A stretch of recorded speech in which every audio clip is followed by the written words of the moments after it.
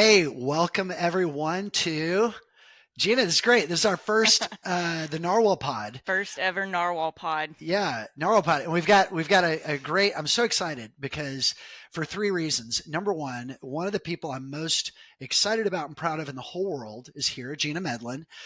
Gina's been with GoEpps for a long time, so we're going to talk about that.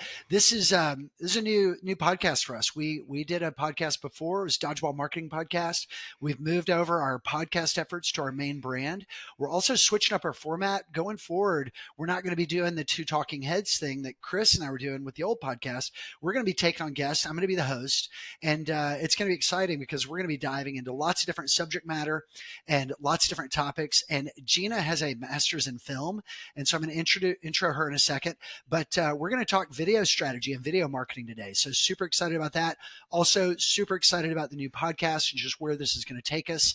It's a whole new world of expertise and diving into more topics and a broader set of things than we've ever talked about before. So let's not waste any more time. Let's get started. Episode number one, Gina Medlin. Gina, let's talk about you. You have a background in film studies, but you've been doing digital marketing with GoEpps for, have we hit 10 years yet? It's got to be close. Yes, okay. It is almost a decade. Gosh, we need to recognize, let's get that date on the calendar. That's crazy. So real quick, can you tell us a little bit about yourself? Yeah, so a little bit of my background. I went to the University of Tennessee in Knoxville, go Vols. And then there I studied accounting and just general business administration, and then moved to Nashville. And almost immediately outside of my internship year, I started with GoEpps as an account leader. I distinctly remember coming to you guys with just hopes and dreams of writing content, like a 22-year-old does. And you said, nope, we're going to hire you to be an account leader. And I've been here ever since. And then I, in 2017, got my master's in film and creative media. So kind of dabbled in client video projects before going back to grad school. And I just loved it so much. There was just something magical about the chaos and just craziness of a set day. And I was like, I want more of this. I want to be able to do this better and just be more equipped to bring more of those types of projects into GoEpps. So got my master's in film and creative media. Still awesome. utilizing it today, just in different digital marketing facets.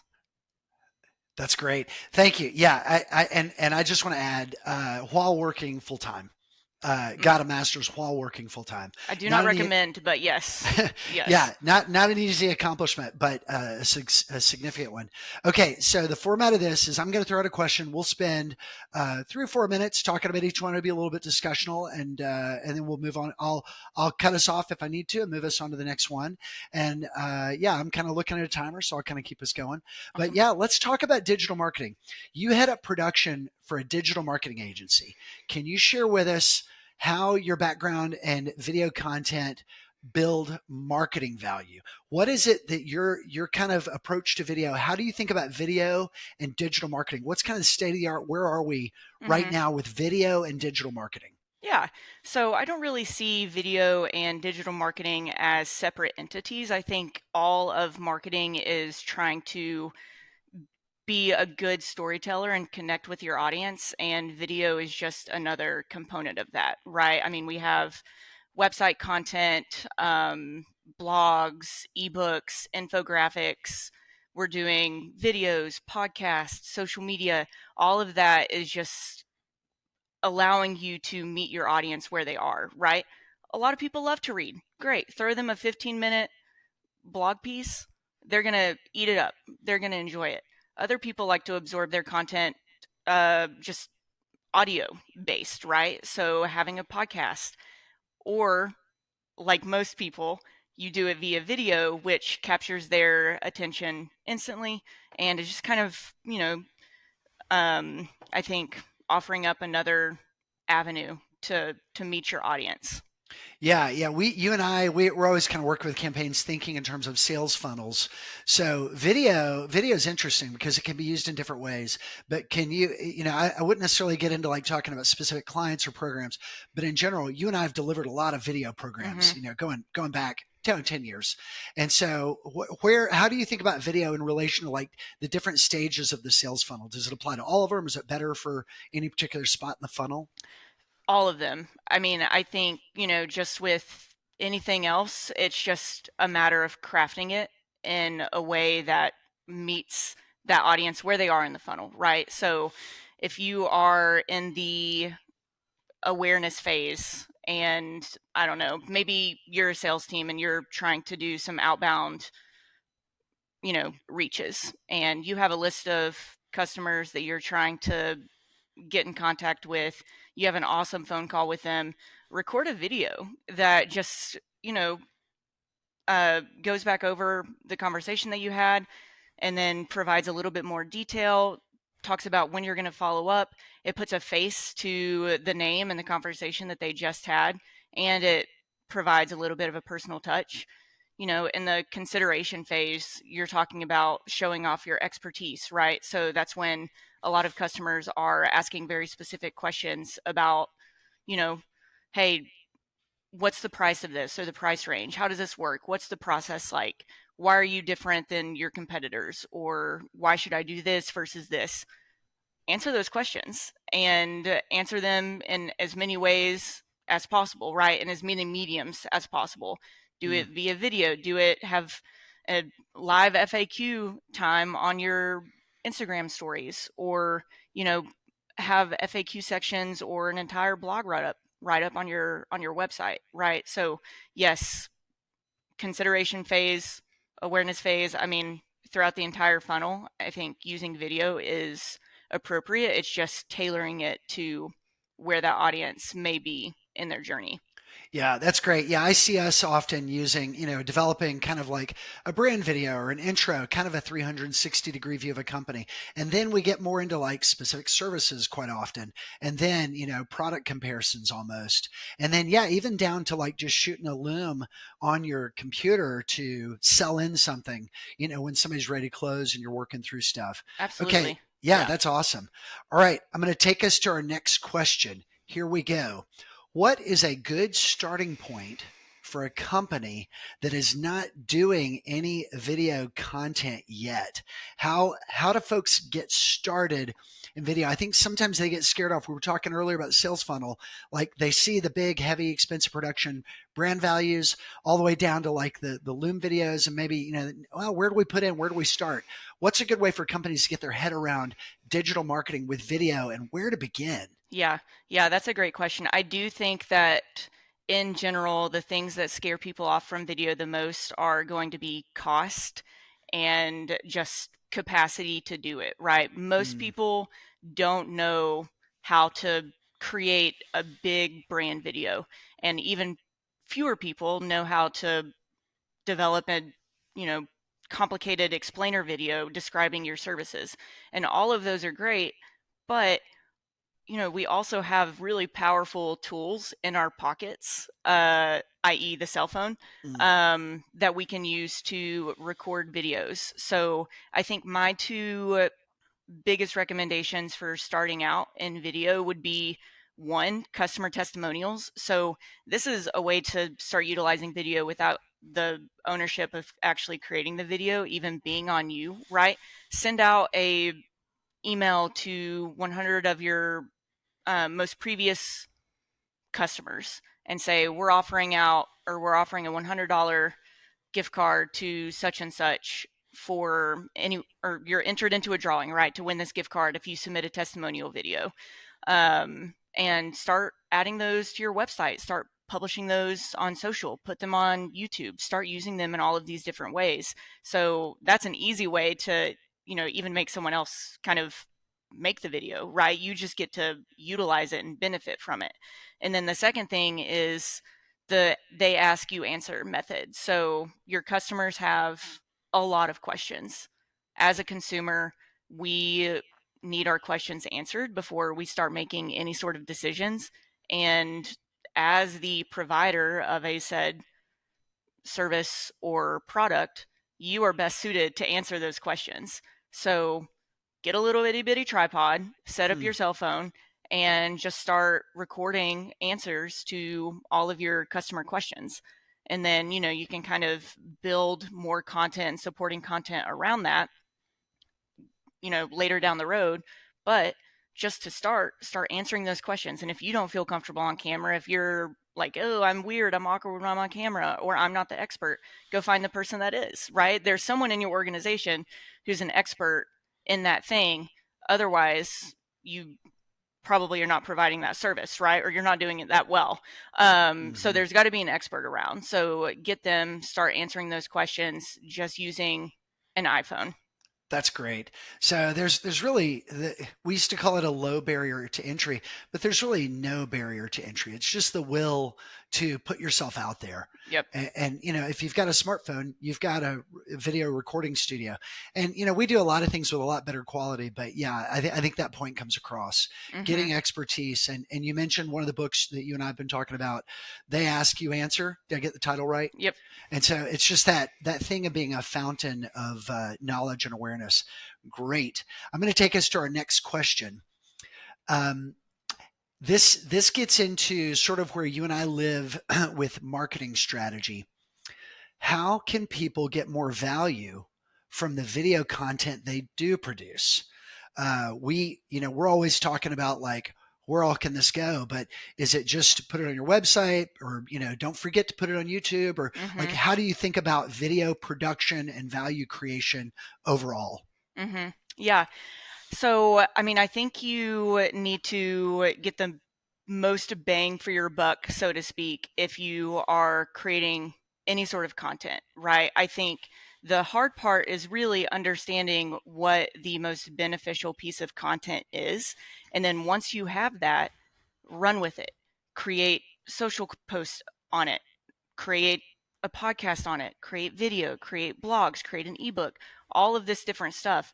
And, even just, for example, a 5-minute video, right? Say you are doing a 5-minute expertise and authority driven video answering a customer question or providing more detail about a process in one of the services that you offer. So that's one 5-minute video that can be, used on YouTube. You can distribute it via email. You can put it on your website. That's that. But then you also have 5 YouTube shorts. YouTube shorts are videos that are under 60 seconds, right? And so then you can create a playlist around those YouTube shorts. You also have at least 10 social posts, right? If you're talking about breaking that up into 30-second segments. And then, that could probably even go further than 10 social clips. And then you can use that same video as kind of the too long don't read section, is what I like to call it, of a blog post where you're pretty much going to write out similar content, but they can absorb it via that video instead of reading similar answers or similar content via the blog. So, and then you can also distribute that 5-minute video, strip the audio out of it, and submit it to podcast directories and syndication. So even just that one 5-minute video has at least 20 different uses along the journey of that one piece of content. And so make it work for you. You did the work to come up with that topic, with that content. Now make it work for you. That's great. Yeah, I think something you and I have talked about a lot is how production cost is so much a part of the conversation. But one way that when we're pricing stuff out, offset those production costs is by leveling up the publishing. And so, yeah, everything you just said, I think that's really shocking for people to think like, oh, when we produce this one really good video, are we planning well so we can take advantage? And it seems that underthinking the publishing happens more often than underthinking the producing. I think everybody's so nervous about getting on camera, and because there is a lot of vulnerability. Our clients are creating a commitment. They're speaking for the brand often. They're speaking often for executives in the company and folks who are not going to be on camera, but they've got to be the person, whether it's the head of HR talking about the culture of the company or whatever, they're suddenly put on the spot having to speak about things that they have, they're exposed when they have to do that. And so it's Yeah. hard to work out the material.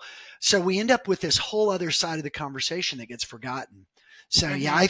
I think that's really smart and real. That's really great. I think that's a good one. Yeah. And yeah, I mean, listen, not everybody in the organization has the same exact personality, right? If the CEO is really uncomfortable on camera, there's a good chance that there is someone in that company or organization who likes the attention, who likes performing, who is an attention seeker like Gina is, right? So there are other options so you can kind of, I don't know, point a or appoint a spokesperson for that brand if you're going the, you know, especially that low cost route where it's just like, hey Joe, I want to record a video that answers this question. You good with that? And he's like, yeah, awesome. Been waiting to answer this question on camera my whole life. Let's do it. You know? Yeah, that's awesome. Yeah, I love that. Yeah, sort of. Yeah, you can move things around. You don't have to put all the pressure on one person, but you do have to work strategically and say, okay, we're committing these resources. How do we get the most value out of it? Mm-hmm. And so you can do that better when you kind of lower the threat level in other areas. That's an awesome insight. Yeah. Okay, cool. I'm going to take us to our next question here. So, next up, this is a good one. How much does quality matter? If a company isn't budgeting for professional recording, is iPhone content better than nothing at all? So we talked about this a little bit. So let's get into this. Let's talk about pros and cons on this. Yeah, Yeah. yeah. I love this question, and I mean, let's be real, right? When is the last time you saw a cell phone commercial that talked about the cellular capabilities of this phone? That's never like you'll never drop a call or you'll be able to hear the other person on the other end of the line just perfectly clearly. It's never going to be any talking over one another. No, there's none of that. It's always about the camera, Mm, right?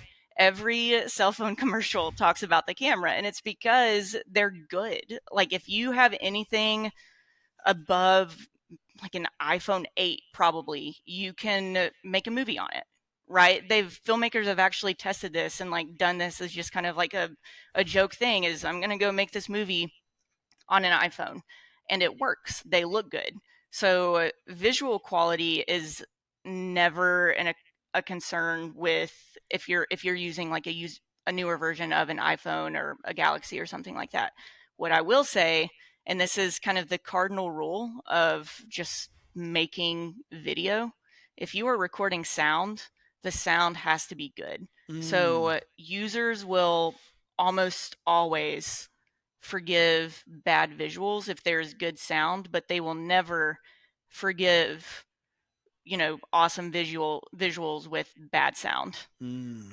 So, you can set up a voice memo to record as you're, doing your iPhone video, or you can have a secondary phone there that's recording the audio specifically, or you can even put like an audio recorder, a separate audio recorder in your pocket and capture sound that way. But it has to sound good. People have to be able to absorb the information that you're trying to communicate via that video. Now, are there microphones that can work with a phone to go ahead and get it fed in line, or are we not there yet with iPhones? Do they probably like their native microphone? I'm sure there are apps and like adapters that you can use with an iPhone Yeah. or a Galaxy. I don't have the names of those like right off the top of my head, but if there's like a situation where you're recording on two different things, say you have an iPhone set up and you're recording, audio and visual on the iPhone, but you also have a secondary device set up to capture audio, maybe just do like a snap, right? As soon as you're about to start, just, oh yeah, or clap, Hmm. or a really loud snap, something that will capture that spike in sound. And that way it's easy to sync it up if you have to do any sort of editing.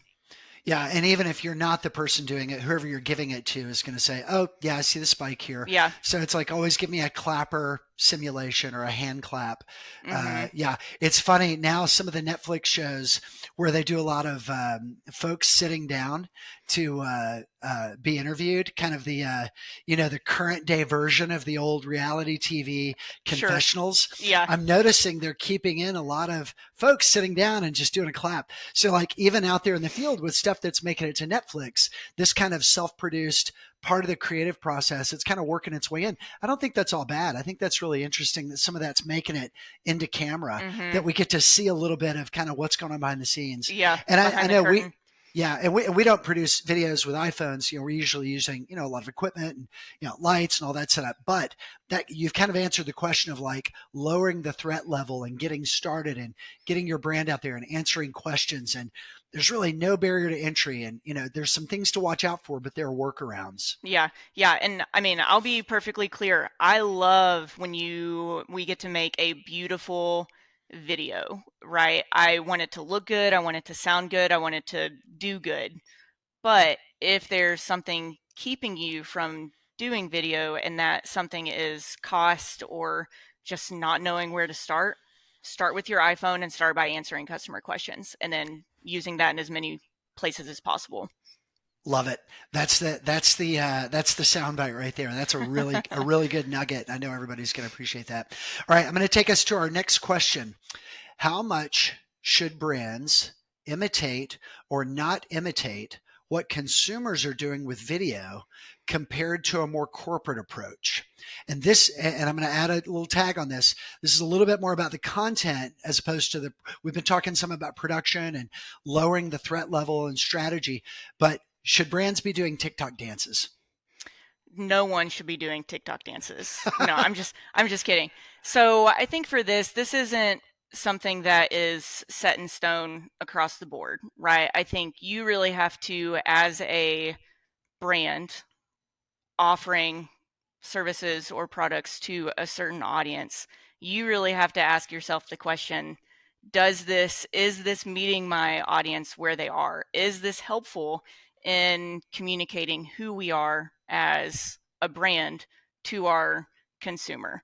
I think in general, and this is just, my personal preference, I do not like stiff brands, right? And so the more Mm, that you can get out and show me your humanity, whether that's via a TikTok dance or, you made a you bake cakes on the side and you were driving and you took a turn too fast and it spilled in your car and you're like putting that reality, or just like, you know a um a sped up video of the whole thing where we see the video or the cake tip in your car and it's a whole mess. Like, I love that stuff, right? It just like shows me that you're human mm.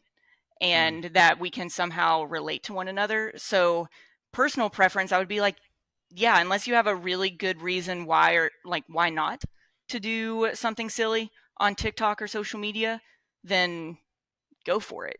Show your humanity. If you have a really good reason why not, then yeah, maybe don't do that. I don't want to put you on the spot, but can you think of any marketing or any brands you've seen do anything interesting with video that's like being authentic and kind of cutting through and being present and available to people in a way that's maybe surprising?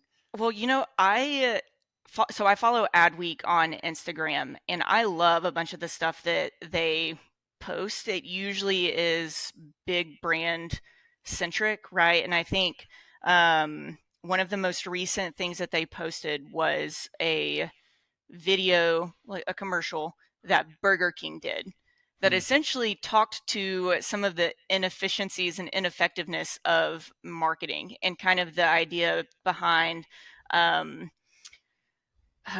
brand loyalty, right? Hmm. So they basically did this entire video that just spanned, decades. I don't remember what decade it started in, but um, they kept getting bombarded in this video with messages about going to Burger King. And it was just like, the Whopper is the stuff. You have to go get the Whopper. The Whopper is awesome. And it was like just every place that this person went, uh, he was bombarded with Whopper information and marketing. And he, it's modern day now, where at the end of the commercial, he shows up at Burger King, he gets to the counter, and he orders like a fish fillet or something. Like he doesn't order a Whopper. And so it kind of like speaks to just, some of the downfalls of being bombarded by marketing all of the time. And so I think that for me, when brands can be really self aware and, just poke fun at reality a little bit, Mm-hmm. in a tactful and more self-deprecating way, not necessarily one that's pointing fingers at anyone else. I would not recommend that you go, you know, poo-pooing on other people unless you're Wendy's and you're trying to get your Twitter account going, which they succeed. They're awesome at it. Um, so yeah, brands that are self-aware, brands that are injecting a little bit of humor into their ad and video space, I think for me is always going to catch my attention more than just, hey, these are our benefits. Yeah. Right. I think, He- yeah, go ahead. yeah. Here's what I'm taking away from it is take chances, Yeah. but be human, be vulnerable. Is that kind of what you're saying? Yeah. Yeah, exactly. I was just going to end with, it is important to communicate why the Whopper is awesome, but also showing why Burger King is human and why it has as many faults as the rest of us does, right? And so it's just, I think that balancing act of benefits plus humanity is really helpful for me, at least as a consumer. Yeah, that's great. Great case study. Shout out Adweek. Thanks for that Instagram post that Oh inspired yeah. a good conversation. So we should probably tag them in that. But yeah, that's awesome. Gina, this has been great. Thank you so much for your insights. I want to wrap up this inaugural episode of the Narwhal Pod. So if anybody can see the logo or anything, it's not a fish jumping out of the water. It's a narwhal. It's a whale, and the big horn is not in the forehead. It's a tooth. It's a tooth that goes through the top lip, and some narwhals have two of them. And so the narwhal's always been my favorite sea creature. But Gina, what is your favorite sea creature and why? Well, I feel like you guys put me on the spot here, especially since I'm not able to have any other tabs open. Shout out to Kaylin for making me close all of my tabs. I think, for lack of knowledge of sea creatures, I might just go with the dolphin. I think they're fun. I think people love them and adore them and want to hang out with them. They seem like extroverts, so I'm like, they're probably kind of cool. That's awesome. And I think, Great. aren't sharks scared of them? Oh, I don't know, but they should be. Dolphins will mess you up if you're not Yeah. careful. So they're Yeah. like, yeah, sneaky, sassy, and scary. And so, maybe I can relate to that a little bit. So, It yeah, checks out. I'll go dolphin. It checks out. It checks out. I'll stand by that. All Just right, on brand. great. Gina, thank you so much for being on the inaugural episode Of of the course. Narwhal Pod. You're a special person in the company, and we're so thankful that you're here and part of it. And it's an honor to be able to have you on as a guest to this new property that we've created and this new community that we're going to build around digital marketing tactics and discussion. And we're going to have a lot of great guests on this series. We're really excited about this. We're tapped into a national network of digital marketing professionals through our just our own work in digital marketing, having done this myself for 25 years and Gina coming up on 10. And so between everybody here at GoEpps and Kaylin, who's producing this series, thank you all for listening to the first episode. If you made it to this far, and we're super excited. It's going to be pure knowledge, expertise, inspiration. That's what we're offering, and that's what we're looking for, and what we want to get from this as well. And so, super excited. And if you're interested in being a guest, let us know. We have a process for that, and kind of a set of kind of what we're looking for. But if you think you're a good fit, reach out to us. We'll see. And that's it. Yeah, thank you so much, Gina and Awesome. Kaylin behind the scenes. But Gina for being our guest today. Thank Cool. you. Yeah, of course. Thanks, Michael.